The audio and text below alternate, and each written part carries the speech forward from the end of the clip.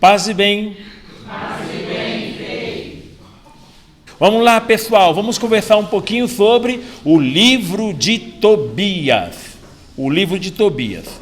Primeira coisa, este livro, ele não consta entre os livros das Bíblias evangélicas. Se você tem uma Bíblia evangélica, você não vai encontrar este livro. A não ser que for uma Bíblia evangélica que foi também aprovada para o uso dos católicos, como é o caso da Nova Tradução na Linguagem de Hoje.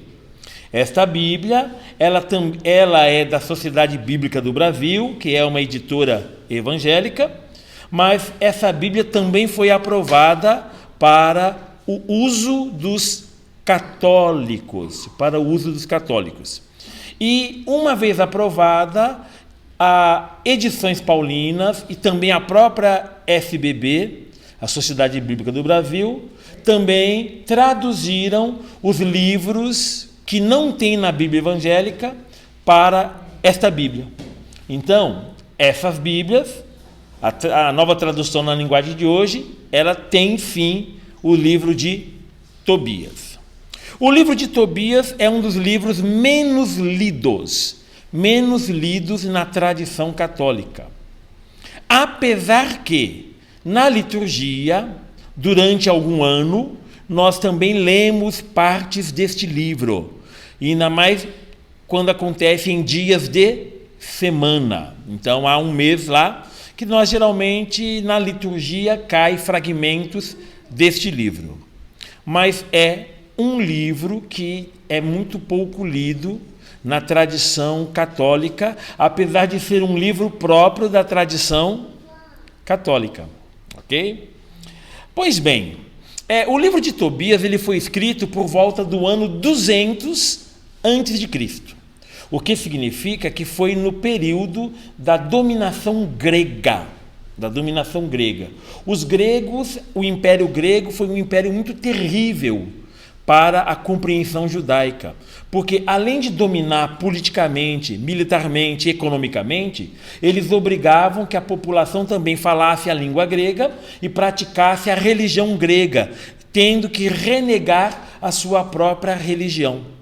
Eles profanaram o templo de Jerusalém, matando pessoas e matando porcos sobre o altar do Senhor.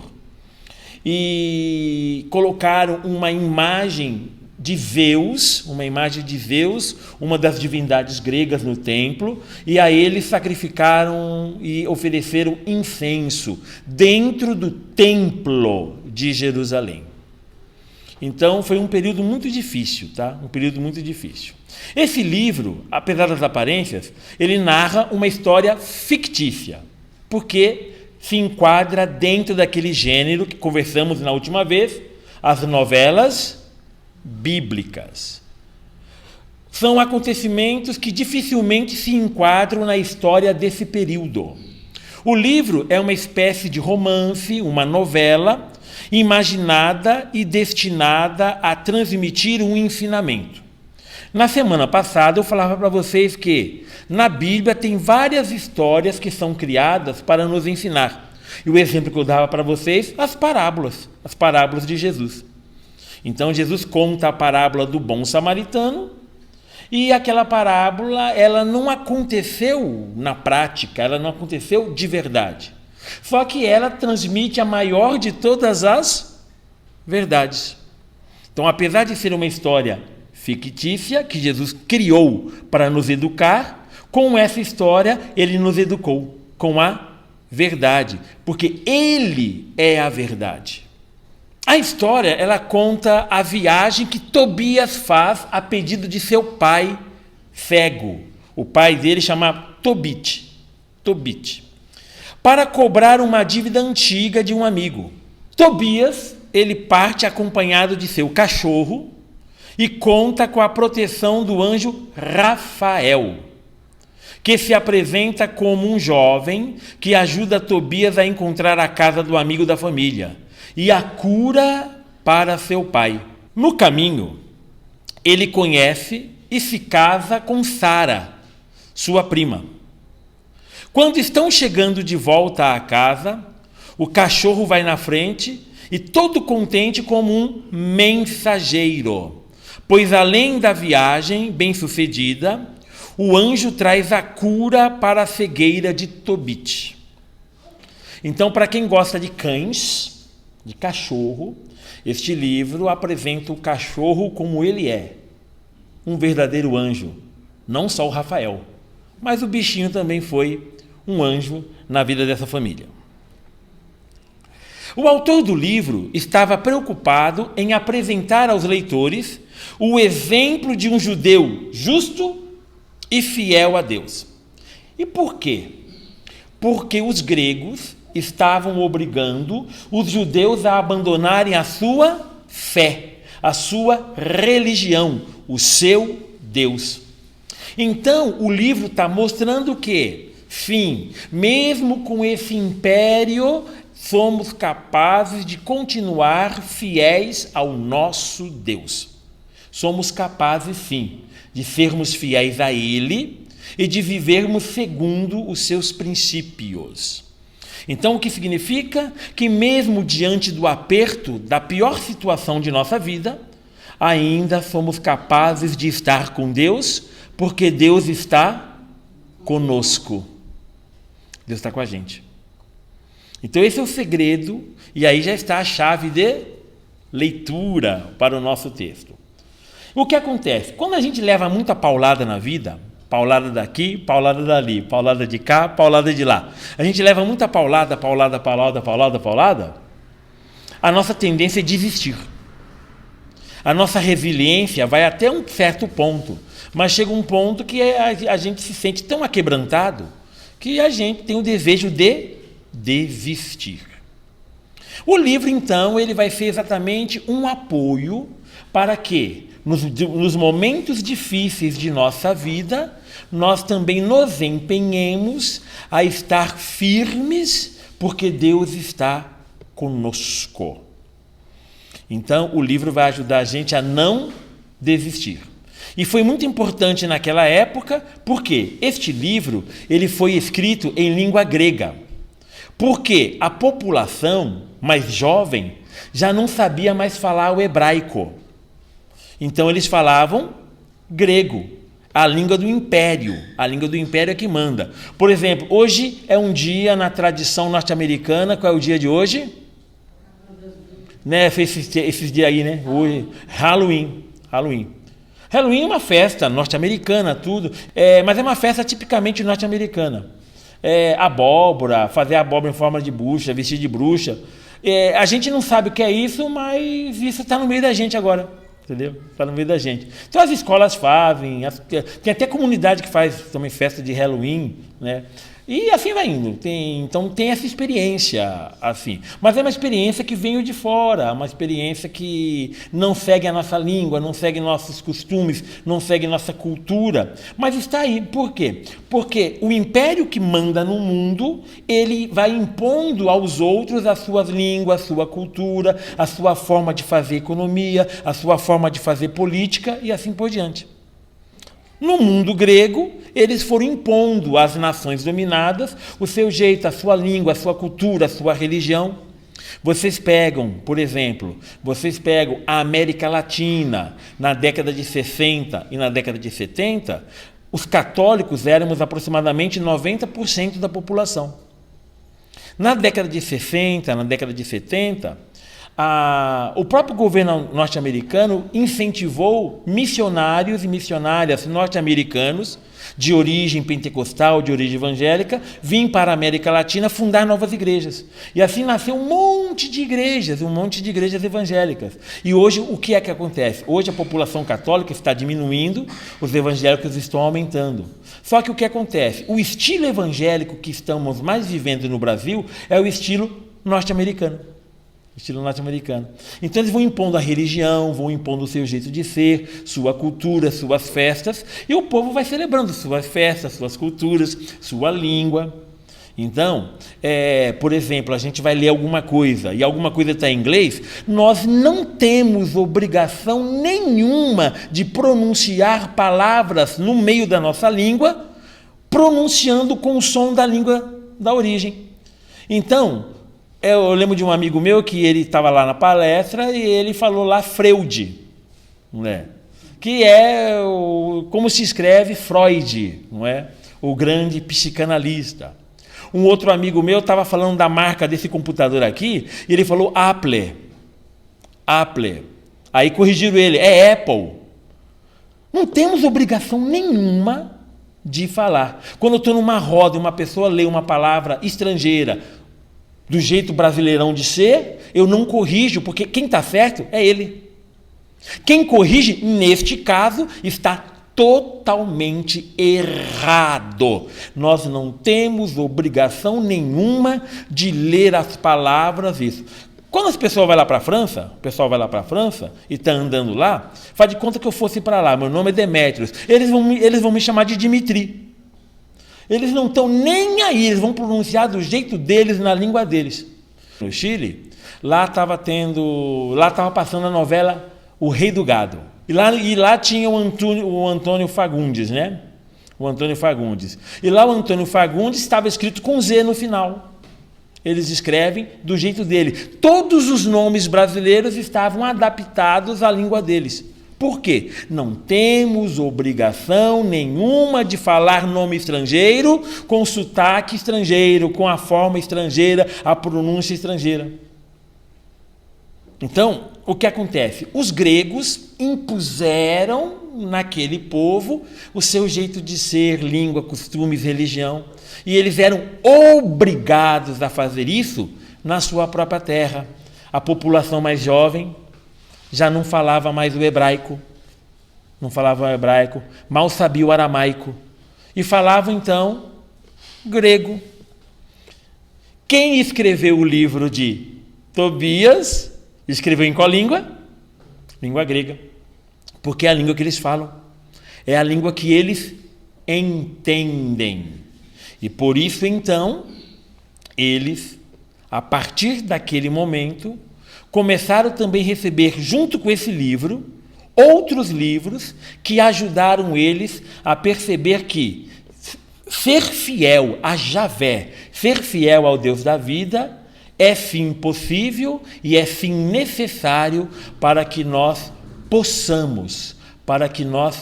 possamos continuar uma relação de liberdade, porque nós fomos criados à imagem e semelhança de Deus, e Deus é livre.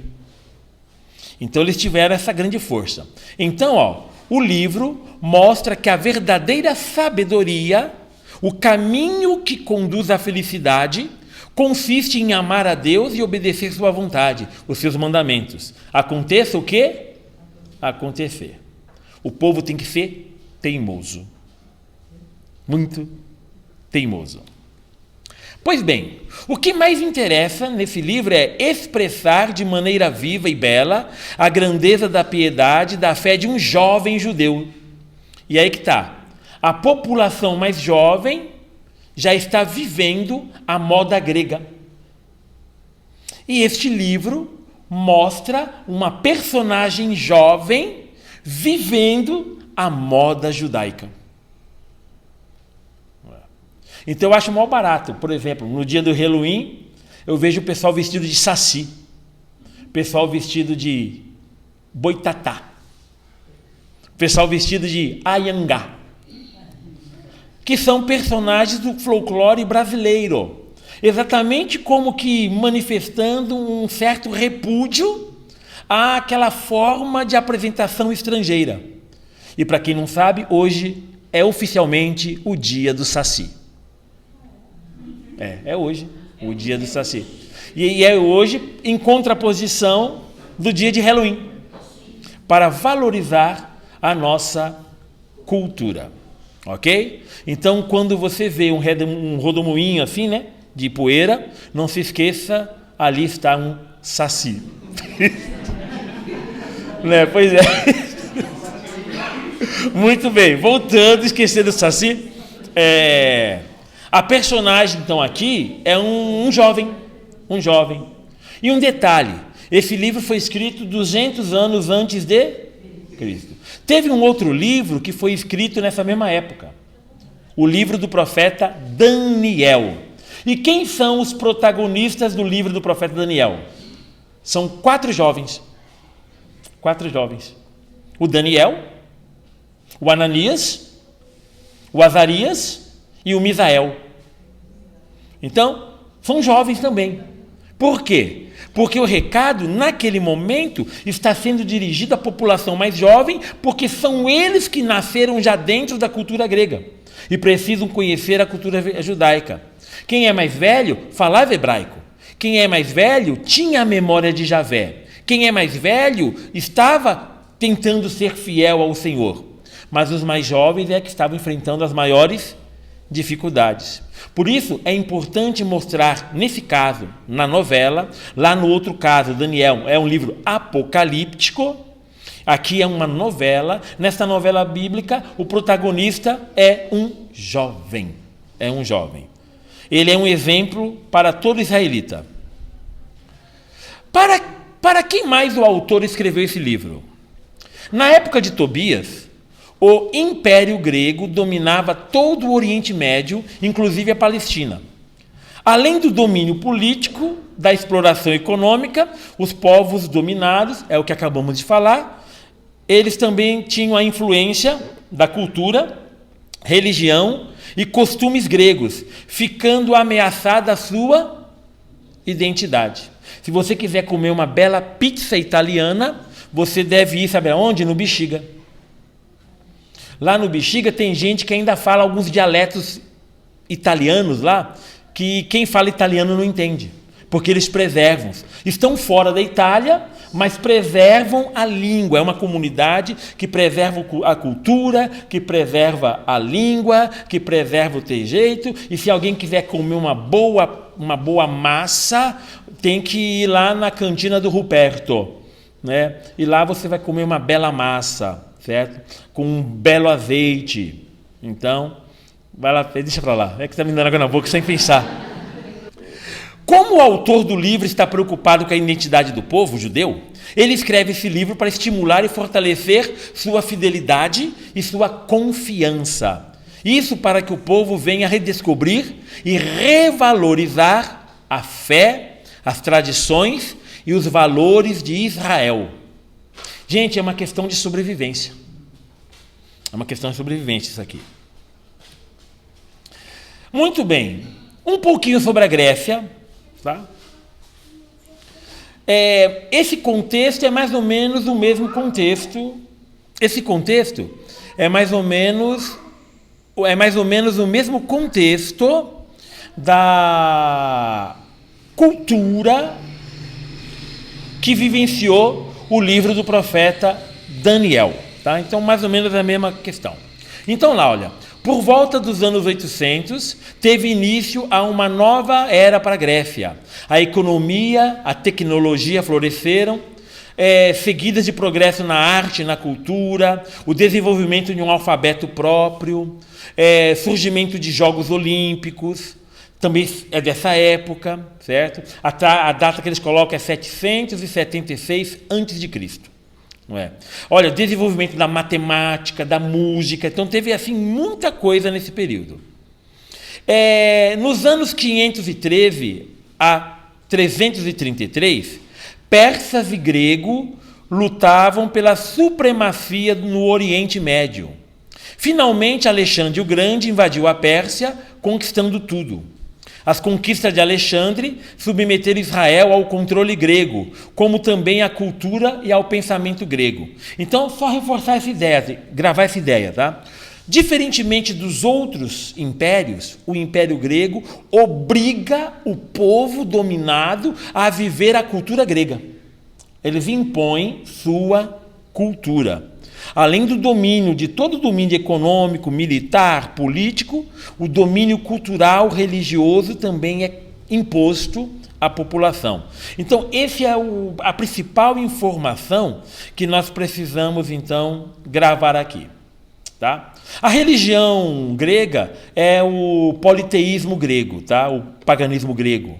Uma religião onde cada deus tem uma função e cada deus representa também alguma força cósmica. Então você pega Zeus, Zeus atira raios, trovões. Então, se tem essa ideia, tá? Por trás. Muito bem. O Império Grego antes de Cristo era esse tamanho todo aí, ó. Para vocês verem, ó. Pegava metade aí do Egito, ó. Ali a região da Macedônia, a Ásia Menor, a Palestina, e aí vai indo ao Oriente, até que eles dominaram a Pérsia, ali mais à direita de vocês. O livro de Tobias, então, é o quê? Uma novela pedagógica. Uma novela que quer nos ensinar uma grande lição.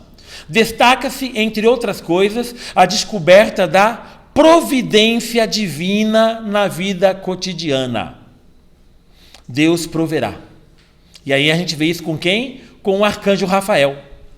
A fidelidade à vontade de Deus, isto é, ser fiel à lei, a prática da esmola, a caridade, o amor aos pais, honrar pai e mãe, a oração, o jejum, fonte da espiritualidade judaica, a integridade do matrimônio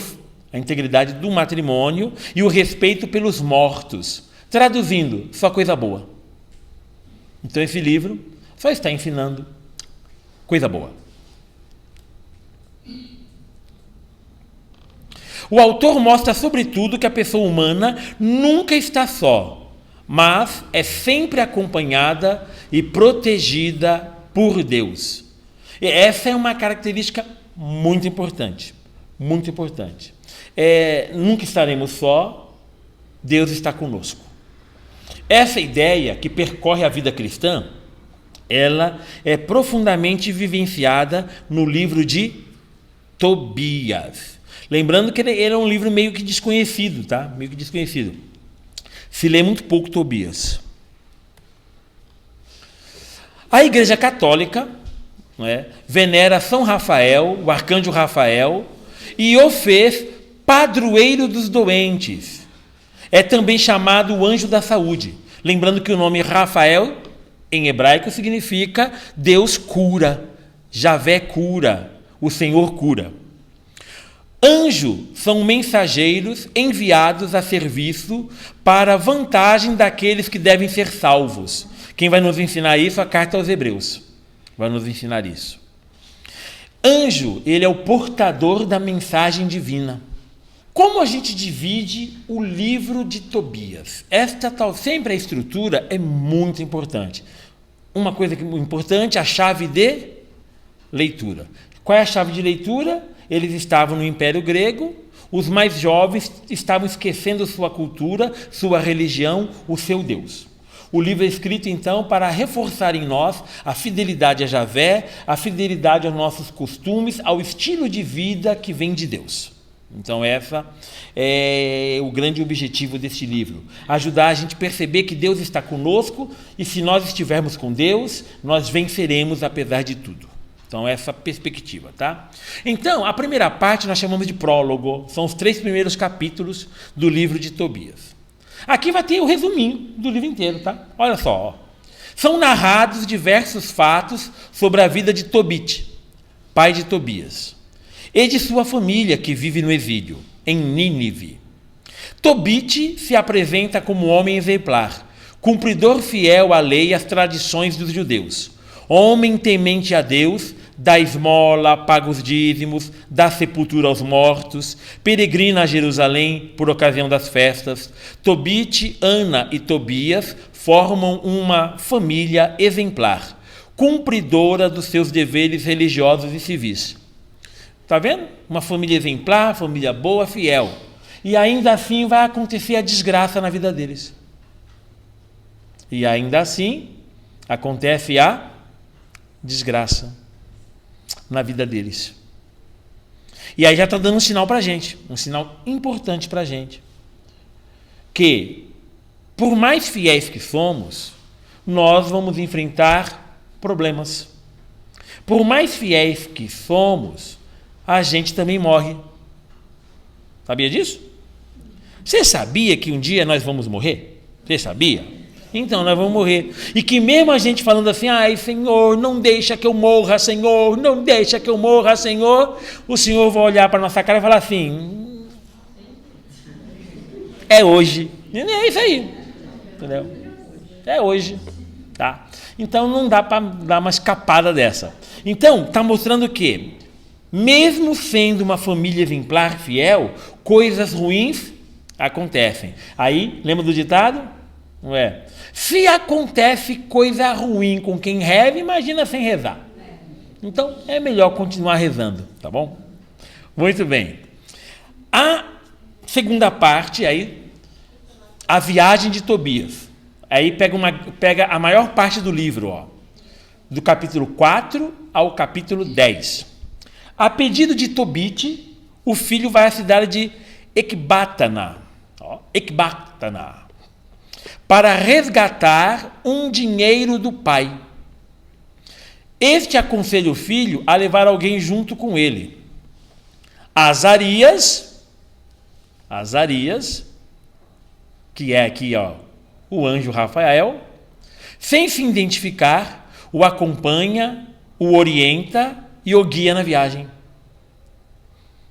Ao anoitecer, acampam à beira do rio Tigre. Tobias, ao se lavar no rio, é mordido por um peixe. Azarias pede para pegar o peixe e tirar dele o fel, o coração e o fígado. Que são bons remédios. Isso é verdade. O peixe é parte importante desse livro. Em Ecbatana, Tobias se apaixona de Sara e casa com ela. Depois de expulsar o demônio Asmodeu. Opa, tem diabo na área. Asmodeu. Com a fumaça da queima do coração e do fígado do peixe. Grave muito isso no coração, porque o peixe ele é um símbolo de extrema importância para nós, os cristãos e cristãs. Inclusive, o peixe é um dos símbolos do Cristo. E para nós isso aqui já é uma prefiguração da ação de Jesus em nossa vida. Se lá no livro do profeta Daniel desceu na fornalha um quarto homem com aspecto de filho de Deus, que para nós prefigura o Cristo, aqui o peixe também é a prefiguração de Cristo, e é Cristo que espanta o maligno, é o Cristo que espanta o Asmodeu, ok? Terceira parte, é o capítulo 11 de Tobias. Tobias, Sara e Rafael voltam para Nínive, com o fel do peixe. Tobias cura a cegueira do pai. Tobit e Ana exultam de alegria pela volta do filho e acolhem com muito carinho a nora, sua nova filha. Novamente festejaram o casamento de Tobias e Sara durante 7 dias.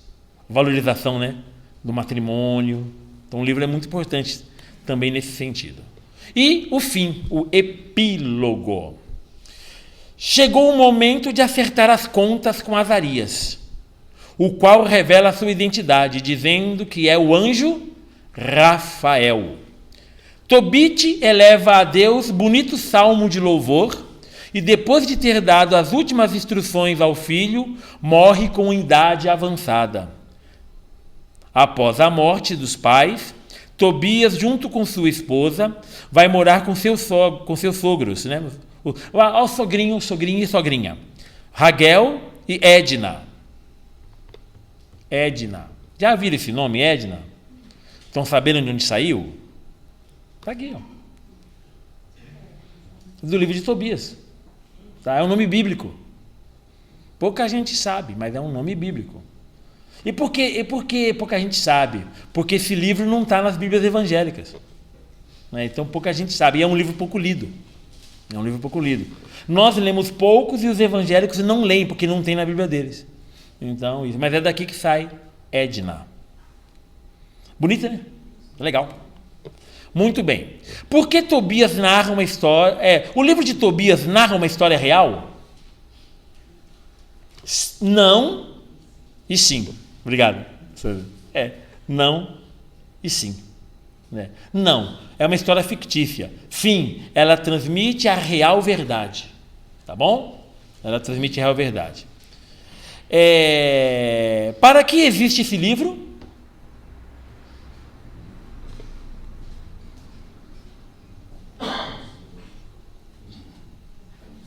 Para quê? Fortalecer a fé, fortalecer nossa relação com Deus, fortalecer nossa fidelidade. Nós que estamos fraquinhos, desanimados, é um tônico para a nossa vida. Muito bem. E quais os ensinamentos que ele transmite? Aí a gente pode chutar um monte. Um ensinamento. Vale a pena ser fiel a Deus. Vale a pena fiel ao matrimônio, vale a pena crer na divina providência. Então, ser justo, cuidar dos pequenos, cuidar dos pobres. Então, vale a pena lutar contra o mal. Então, são várias mensagens que o livro nos espalha. Pessoal, capítulo 1, o livro começa assim, história de Tobit, filho de Tobiel, filho de Ananiel, filho de Aduel, filho de Gabael, descendente de Aziel, da tribo de Neftali. Ok? É um personagem da tribo de Neftali. A gente conhece muita tribo de Judá, tribo de Judá, tribo de Judá e tribo de Judá. Conhecemos muito. Aqui conhecemos também a tribo de Benjamim, se fala muito na tribo de Benjamim. A tribo de Dan acaba falando um pouco mais por causa do Sansão. Mas a tribo de Levi fala muito por causa de Moisés e de todos os levitas, fala muito. Mas aqui a tribo de Neftali, tá bom? Tribo de Neftali. E se localiza onde? Na Galileia do Norte, acima de Azor. A ocidente, certo? E ao norte de Cefate. Então, que detalhe interessante. Aqui é a região que eles vivem, é a região da Galileia. Lembrando que o mestre Jesus é chamado de o Galileu. Ele é o Galileu. Então aqui naquela região, tá? E tem uma profecia que fala, olha, terra de Neftali, terra de Zabulão, Galileia dos pagãos, a ti vai se manifestar. Aí vai o Cristo se manifesta lá. Então aqui, tribo de Neftali. Então, uma situação importante. Então, aquela regra básica. Se fala o nome de um local, é muito importante perceber onde esse local. Aqui, no caso, então, é na Galileia. Muito bem. Eu, Tobit, durante minha vida, andei pelos caminhos da verdade e da justiça. Sempre dei ajuda aos meus irmãos e compatriotas, exilados comigo em Nínive, no país da Assíria. Quando eu era moço, estava na minha terra, no país de Israel. Aqui, então, tem uma coisa importante. É uma história fictícia, mas está contando algo que é importante no calendário bíblico. Ele está falando que ele estava em Nínive, capital da Assíria. Nínive, a cidade onde o profeta Jonas, que é a outra novela bíblica, né? O profeta Jonas foi. Nínive, capital da Assíria.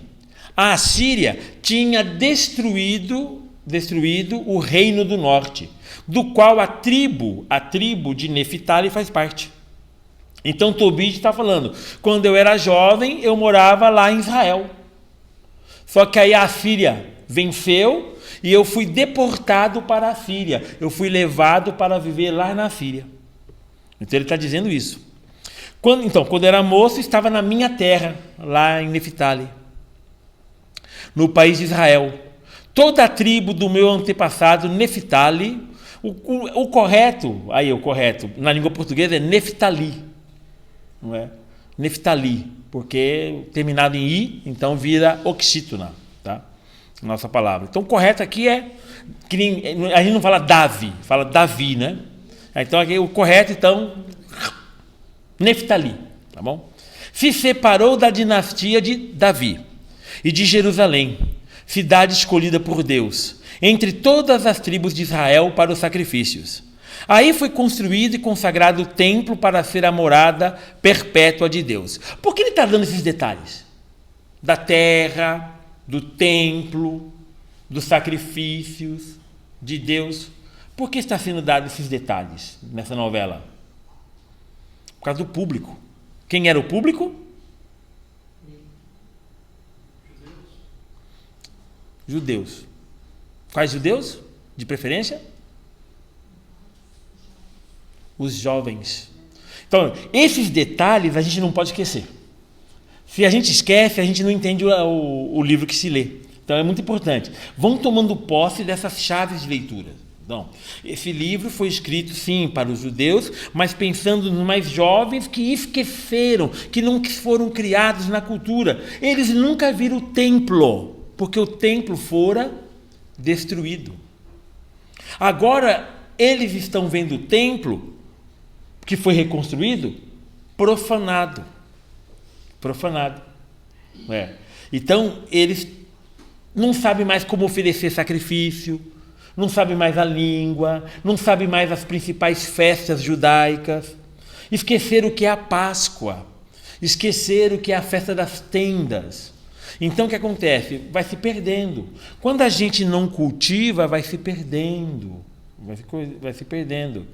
Conforme nossos bisavós vão morrendo, nossos avós vão morrendo, nós vamos abandonando o álbum de fotos. Vamos abandonando. A gente vai fazer São João, vai fazer festa de São João, a gente põe cerveja na festa de São João. A gente vai abandonando a festa de São João.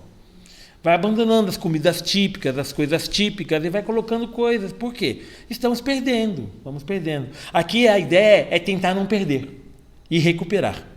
Então daí está passando todos esses detalhinhos aí tudo, tá? Da história. Então quando você lê o primeiro capítulo, esse primeiro capítulo vai estar colocando a introdução histórica, mas também a introdução da cultura e da religião. Por exemplo, versículo 6. Muitas vezes eu era o único a ir em peregrinação a Jerusalém, por ocasião das festas, a fim de cumprir a lei perpétua que obriga todo o Israel.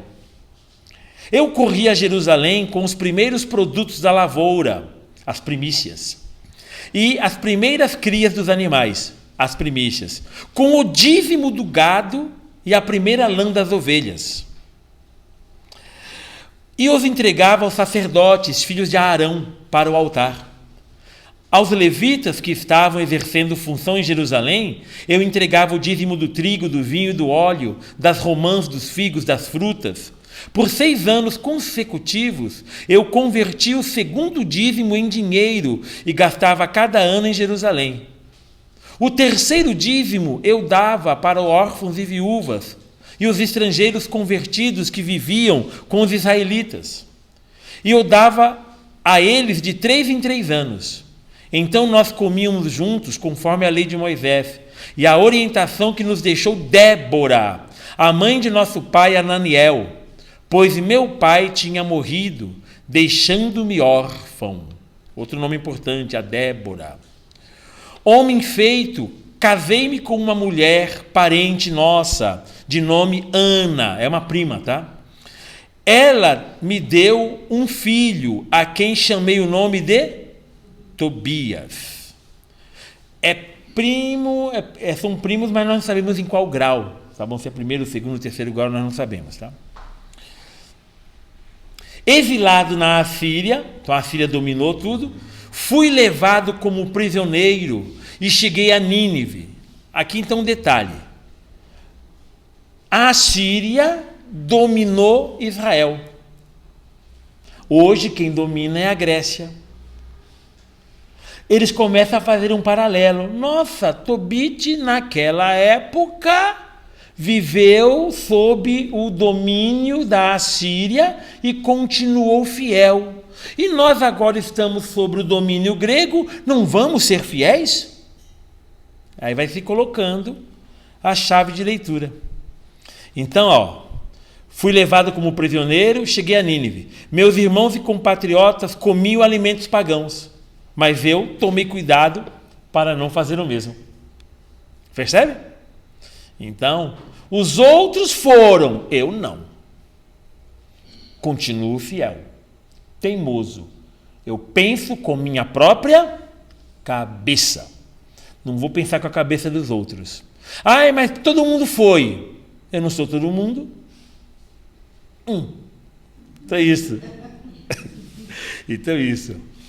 Porque permaneci fiel a Deus e com todo o meu coração o Altíssimo me fez ganhar o favor de Salmanasar e cheguei a ser procurador dele. Até sua morte, eu costumava ir à Média e aí fazia as compras. Média é o país também que impera junto com a Pérsia. Então são países que estão disputando, tá? E fazia a compra na casa de Gabael, irmão de Gabri, em Rages, na Média. Então lembra, lá tinham várias pessoas lá no Pentecostes. Aí tinha lá medos e elamitas. Tem gente que fala medo, aqui é medo, por causa da média. Por causa da média. Então eu costumo falar medo. Mas se falar medo, eu também tenho medo, dá na mesma. Manda ver. Não é? Onde deixei em depósito algumas sacolas e 300 quilos de prata. Então aqui, ó, vocês viram aí? Então ele deixou dinheiro lá.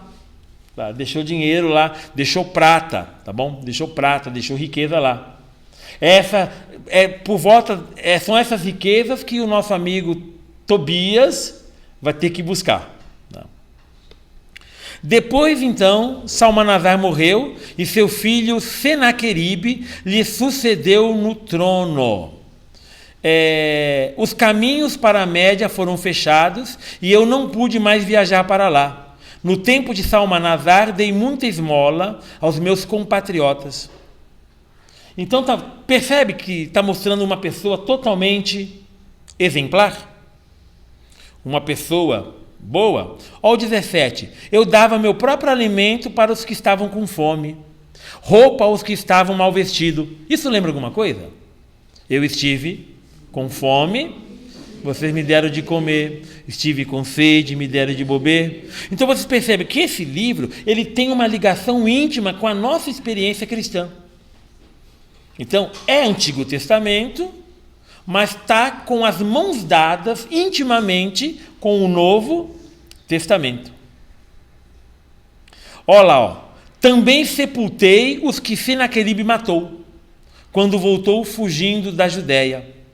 Então, uma obra de caridade. Sepultar os mortos. É uma das grandes obras de caridade que nós vivenciamos na fé católica.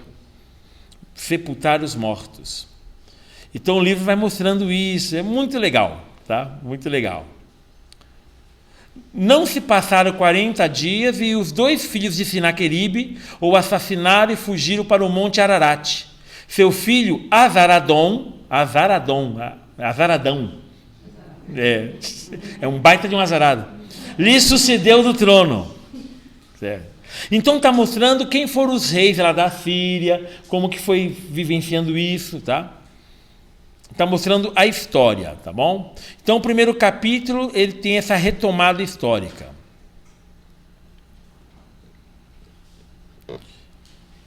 Muito bem. O segundo capítulo, certo? Durante o reinado do Azaradão, eu pude voltar para minha casa e ter de novo minha mulher Ana e meu filho Tobias. Em nossa festa de Pentecostes, apresentando as festas. Eles não conhecem? Vamos tomar a conhecer. E a fala da festa e vem a explicação. Olha a explicação depois. Isto é, a festa das semanas. Quantas semanas? 7. 7 por 7 dá quanto? 49. Mais 50. Pentecoste, Pente, 50. 50 dias. Festa das 7 semanas. Ok? Muito legal. Foi-me preparado um belo almoço e eu sentei à mesa para comer. Enquanto serviam a mesa e preparavam vários pratos, eu disse a meu filho Tobias: filho, vai ver se encontra algum pobre entre os nossos compatriotas exilados em Nínive. alguém que permanece fiel a Deus em todo o coração, e traga-o aqui para almoçar conosco. Vou esperar você voltar, meu filho. Chamaram uma pessoa estrangeira, pobre, para coparticipar da mesa. Compartilhar da mesa. Todo o espírito cristão, tá vendo? Muito aí, já manifestado no Antigo Testamento. Então, muito bonito isso. Muito bem. Então, Tobias foi procurar um pobre entre os compatriotas. Ao voltar, disse: meu pai. E eu perguntei: o que foi, meu filho? Ele continuou: pai, assassinaram um compatriota nosso, foi estrangulado e jogado na praça no mercado, ainda está lá. Imediatamente deixei a mesa sem ao menos provar o almoço. Fui buscar o corpo e o coloquei num quarto, esperando o pôr do sol para enterrá-lo, seguindo os costumes judaicos. Voltando-se, lavei-me, purificação, e fui almoçar cheio de tristeza, comovido, empatia, sentimento. Lembrando-me das palavras que o profeta Amós disse contra Betel: as festas de vocês vão se transformar em luto, e seus cânticos alegres em lamentações. Então, na festa de Pentecostes, aconteceu isso. E comecei a chorar. Logo que o sol se pôs, saí de casa, fiz uma cova e enterrei o corpo. Os meus vizinhos caçoavam de mim, dizendo: perseguição, eles já não estão mais vivenciando a cultura judaica, então estão caçoando. Ele não tem mais medo, por esse motivo já foi procurado para ser morto. Da primeira vez conseguiu fugir, agora está aí de novo, enterrando os mortos. Muito bem. Alguns dizem que aquele ditado, deixe que os mortos enterrem os mortos, vem daqui. Alguns acreditam que é uma citação do livro de Tobias. Nessa mesma noite, depois de tomar banho, fui para o pátio de minha casa e deitei-me junto ao muro do pátio com o rosto descoberto por causa do calor, que nem vocês aqui. Tá? Agora vejam, não tinha notado, porém que havia uns pardais no muro, bem acima de mim. Caiu excremento quente nos meus olhos, produzindo neles manchas brancas. Fui aos médicos para me tratar, porém quanto mais pomadas aplicavam, mais as manchas aumentavam, até que fiquei completamente cego. Fiquei cego durante 4 anos. Todos os meus irmãos lamentaram muito a minha sorte. Aicar me sustentou por 2 anos, até que se mudou para Elimaida. Nessa situação, minha mulher Ana começou a trabalhar para ganhar dinheiro. Está vendo? Sua companheira começou a trabalhar. Fiava lã e recebia tela para tecer. Entregava as encomendas e os fregueses lhe pagavam o trabalho. No dia 7 do mês Distros é um mês judaico, os meses judaicos têm outros nomes e são regulados pela luz da lua, e não como os nossos, que são regulados pela luz do sol. Tá? São regulados pela luz da lua. Por isso o dia começa na noite, e por isso só depois do pôr do sol é que ele foi sepultar aquele homem. Por quê? Porque aquele dia era sábado, e no sábado não se trabalha. Então, por isso, ele foi fazer isso apenas no outro dia, tá? Que começa ao anoitecer. Olha que interessante. Eles lhe pagaram tudo e ainda lhe deram um cabrito para o almoço. Quando ela chegou em casa e o cabrito começou a balir, a berrar, eu a chamei e lhe perguntei: de onde veio esse cabrito? Será que não foi roubado? Devolva ao dono. Não podemos comer nada que seja roubado. Ser fiel, tá vendo? Ser fiel. Mas agora ele está o quê? Cego. E a cegueira não representa apenas uma cegueira física. Representa também uma cegueira espiritual. Até as pessoas boas e fiéis podem ser espiritualmente cegas e não ver um palmo na frente do nariz. E olha aí, ó. Ana me respondeu: eles me deram o cabrito, além do pagamento. Eu não acreditei e insisti para que eu devolvesse o cabrito aos donos. Eu estava envergonhado por causa dela. Então ela me disse: onde estão as suas esmolas? Onde está o bem que você fez? Está vendo a que ponto chegou? Você fez tudo de bom, e aí você aí, ainda me julgando. O clima ficou pesado, tenso. Está trovejando na relação deles.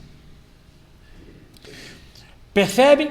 Está contextualizando, passando os valores judaicos, passando a fidelidade, mostrando que quem é fiel também tem problema, mostrando que quem é fiel também pode ficar cego, Então está mostrando as coisas como elas são, sem tapear os jovens. Porque se você assumir a fé, tudo vai ser bom, tudo vai dar certo. Não, problemas também acontecem.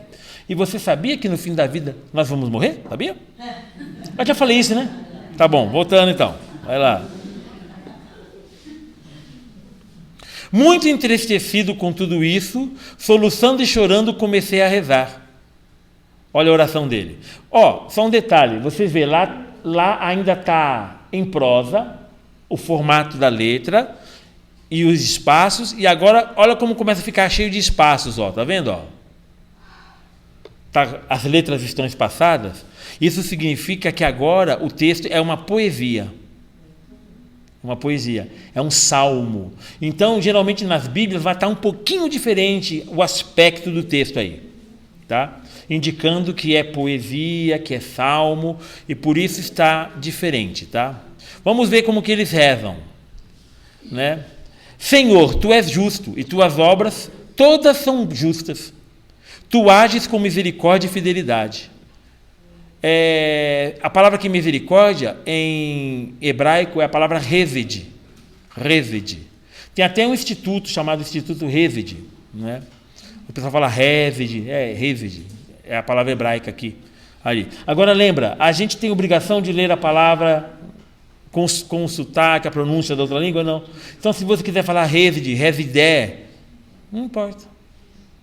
Não temos obrigação para isso.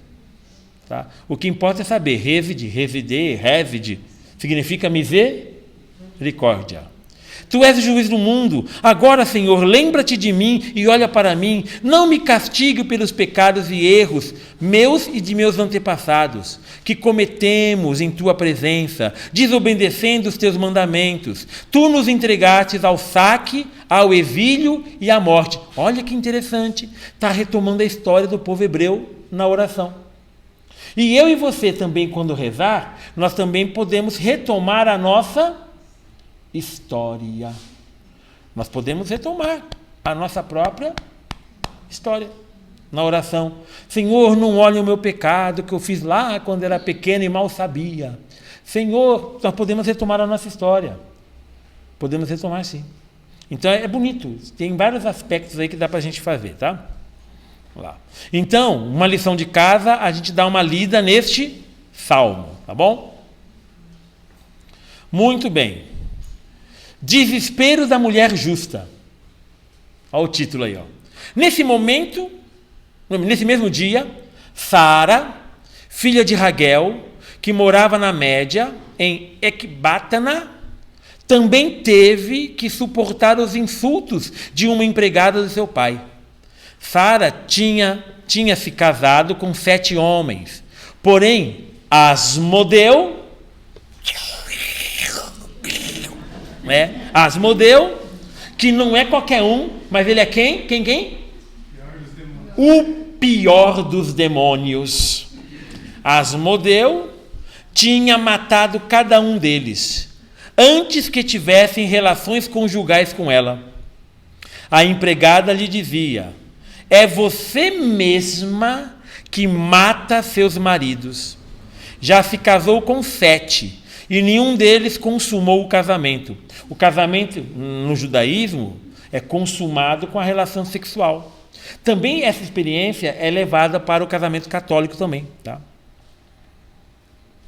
Você quer castigar a nós pela morte de seus maridos?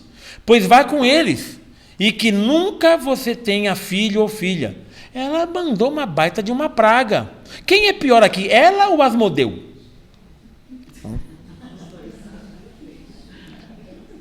Não, Asmodeu é pior, né, claro. Então Sara, abatida, começou a chorar e subiu ao quarto de seu pai. Gente, só um detalhe, essa história aqui, vale a pena a gente ler junto com o capítulo 13, lá do livro de Daniel, que vai contar a história de Susana. Então é muito legal a gente pegar a história de Susana, pegar a história de Sara aqui, que tem muitos paralelos legais aqui. E são 2 livros escritos na mesma época. Então é muito legal isso. Olha só o que passou na cabeça dela. Começou a chorar, subiu ao quarto de seu pai, pensando em se enforcar. Gente, como chamamos isso hoje? Depressão. Sim. E o nome disso é ideação suicida, que é aquelas ideias recorrentes que a pessoa vai tendo diante do seu sofrimento, de uma dor que os outros não são capazes de entender e de sentir. Todo deprimido, todo depressivo tem uma dor que ninguém entende. Ninguém entende. E por isso que as pessoas desprezam, menosprezam o que a pessoa está sentindo. E aqui, ninguém é capaz de entender o que essa mulher está sentindo, não é? E aí, uma mulher que é vítima, o pessoal está colocando a culpa na vítima. Até parece Brasil, o Brasil é meio assim também, não é? E aí a gente vê isso, né? Que situação, né? Depois ela refletiu melhor e pensou: ainda vão jogar isso na cara de meu pai. Vão dizer que sua única e querida filha se enforcou de tanta infelicidade. E ainda assim, em quem ela está pensando? No pai. Preocupada é com o pai. Além de toda a dor, a grande preocupação dela, o pai. Então está mostrando, olha, sentimentos bons, sentimentos justos, mas está mostrando, ela pensou em se matar. Gente, cristão pensa em se matar. Também.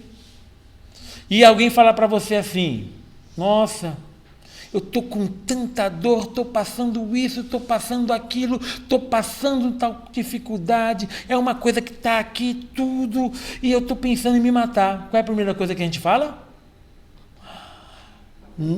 Não faça isso é falta de Deus, você tem que ser firme.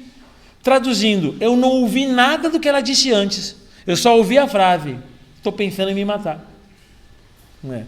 Então, essa situação. Então aqui nós temos também uma chave, o quê? Psicológica. Olha como a Bíblia é rica. Gente, a Bíblia é demais. A Bíblia é demais.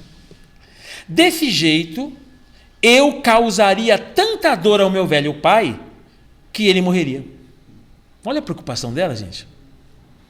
Então, olha, honrar pai e mãe, está tudo aqui presente, ó. Em vez de me enforcar, é melhor pedir que o Senhor me tire a vida, e eu nunca mais terei de ouvir esses insultos. Eu não vou olhar para ninguém, mas quem já não fez isso? Pedir para que o Senhor tire a própria vida. Não é?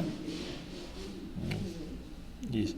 Eu escuto tanto isso, E geralmente é isso, geralmente a gente, estando bem, a gente não lembra. Mas quando a gente estava mal, a gente falou. É melhor morrer do que isso. Só que a gente não lembra. Porque quando a gente estava nervoso, a gente falou isso. Mas quando está calmo, a gente esquece que a gente falou. Sabia disso? Então, você que falou eu não, você tem péssima memória. É só isso o seu problema, tá bom? É só esse o seu problema. Mas se a gente dá uma apertada, a gente tira isso para fora. Ou se tira. Não é? Tira. Isso. Não é?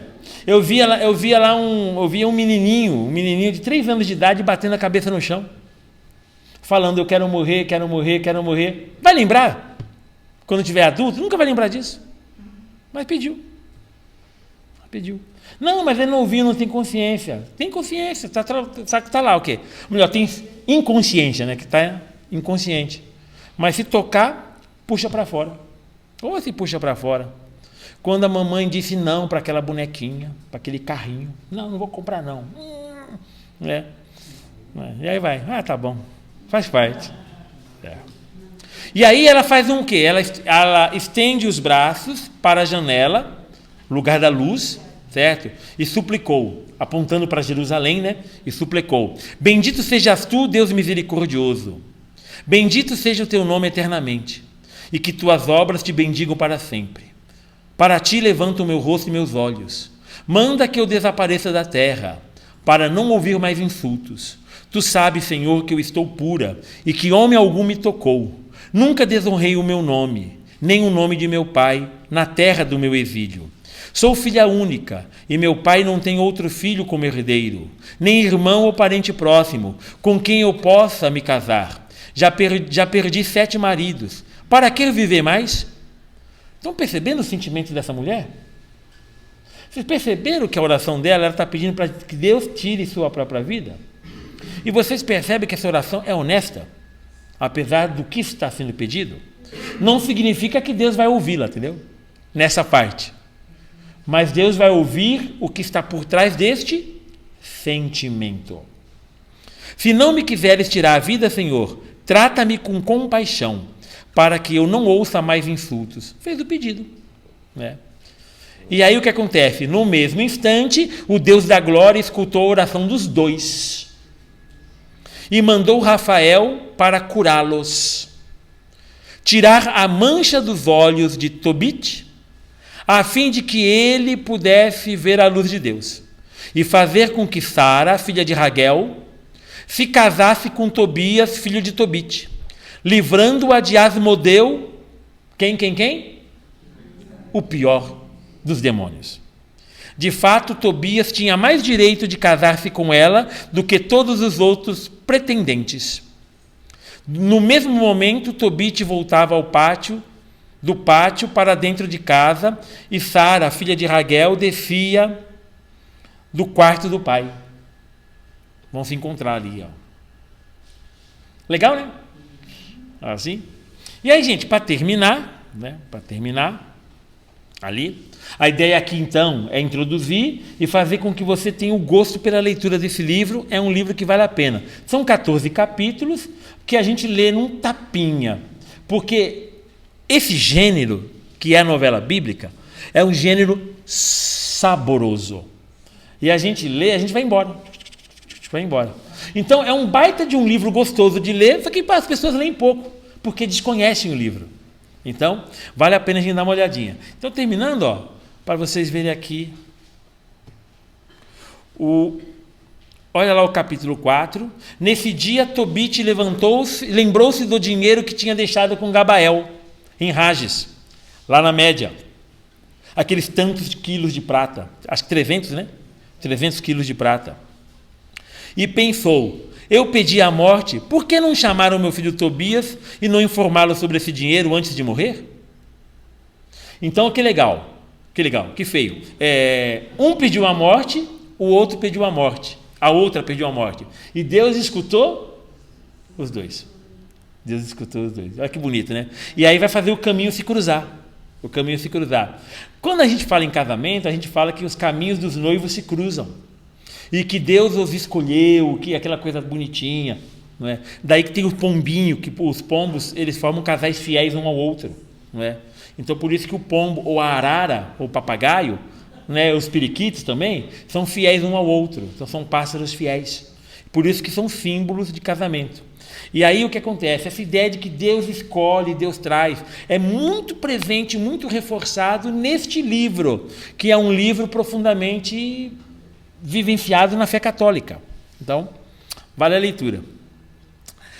Então chamou Tobias e disse: quando eu morrer, me dê uma sepultura digna, honre sua mãe e não a abandone nunca, enquanto ela viver. Honrar pai e mãe, então cuidar dos pais na velhice, ali tudo. Faça sempre o que for do agrado dela, e por nada lhe cause tristeza. Lembre-se, meu filho, de que ela passou muitos perigos por sua causa, quando você estava no ventre dela. Quando ela morrer, sepulte-a junto de mim, no mesmo túmulo. Ó, que bonito. Triste e bonito. E aí, então, ele vai dando toda a dica prática para o moleque, para o jovem. Ser fiel, não pecar, não transgredir os mandamentos, praticar justiça, e assim vai. Para que os jovens do tempo, do livro, também pratiquem essas mesmas coisas. Incentivando, para que nós também pratiquemos a mesma coisa. Pratiquemos a mesma coisa. Eu amo você, meu irmão, Jesus te ama e eu também. Ai, mas eu sou gay, então você deve morrer. Pá! Não é? Tá assim, gente. Tá nessa forma. Ali.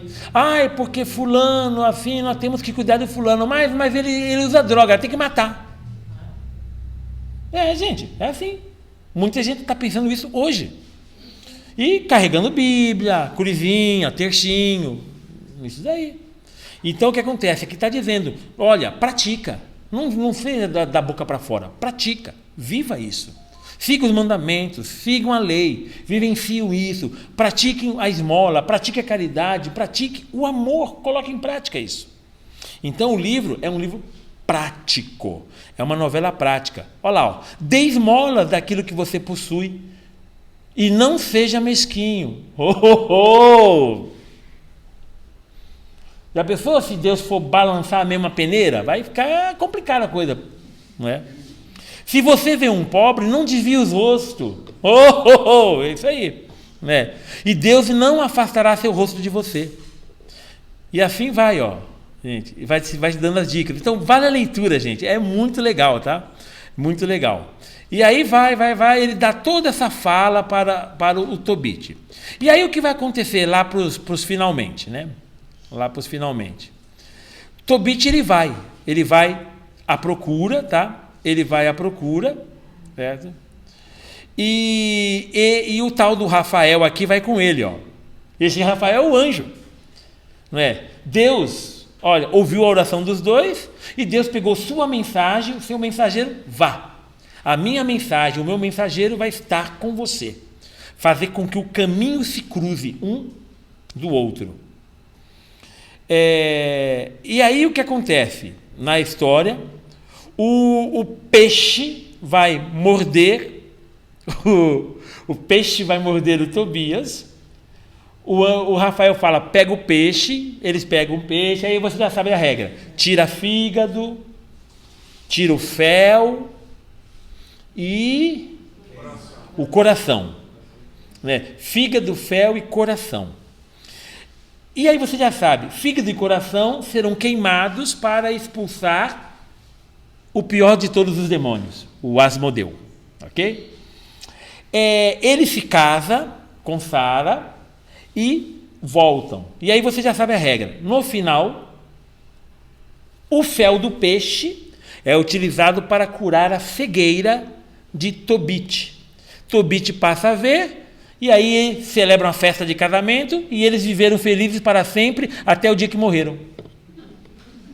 Porque você sabia que todos nós... Sabia? Isso acontece. Ok? Este livro, são 14 capítulos, vale a leitura. Então, incentivar você. Leia esse livro. Dica prática, um capítulo por dia. Em 14 dias, lemos esse livro inteiro. Um capítulo. Vale a pena. É uma leitura, eu falo para vocês, super gostosa, um livro cheio de sentido, e é uma pena que poucas pessoas o conhecem, e é uma pena que as Bíblias evangélicas não carregam ele. Não carregam ele, porque ele foi escrito em grego, e lá só foi traduzido os livros em hebraico. Por isso esse livro não entrou na Bíblia evangélica, certo? No entanto, eu conheço vários evangélicos que estudam esse livro e, repito, a nova tradução na linguagem de hoje, que é uma Bíblia evangélica, tem este livro traduzido para o uso dos católicos. E tem vários evangélicos que leem esse livro através dessa Bíblia. Ok, pessoal? Muito bem, o Senhor esteja conosco. Abençoe-vos o Deus Todo-Poderoso, o Pai, o Filho e o Espírito Santo. Amém. A todos levai a ternura de Cristo e de em paz e o Senhor vos acompanhe. Graças